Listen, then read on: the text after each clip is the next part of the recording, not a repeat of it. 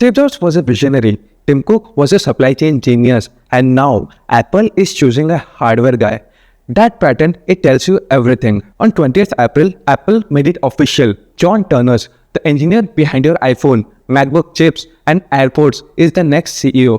Effective September 1st, Tim Cook moves to the executive chairman after 15 years at the top. Now ask yourself, why a hardware guy and why now? Because Apple's next war isn't fought in the boardrooms or the supply chain, it's fought in silicon, in form factors, in whoever builds the physical devices that run the AI era. Foldable iPhones, AI chips that destroy the competition, a thinner and lighter everything. So Apple isn't betting on a software wizard or a business operator.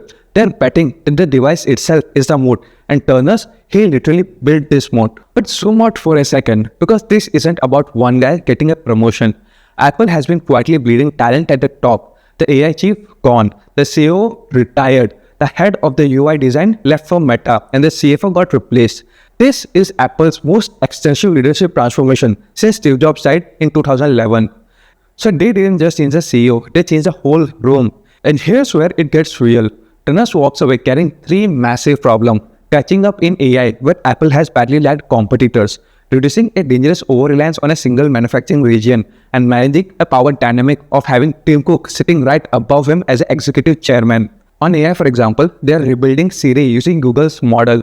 That's not a strategy, that's a distress signal, and Turners knows it. Every Apple CEO has reflected what company needed the most at that moment. Jobs needed to imagine the future, Cook needed to scale it, and Turners, Apple needs him to build faster, smarter, and before someone else does. The hardware guy, aka the mechanical engineer, is in charge now. The clock is ticking. Are you buying what Apple's selling next? Drop in the comments. Like, subscribe before the next video drops.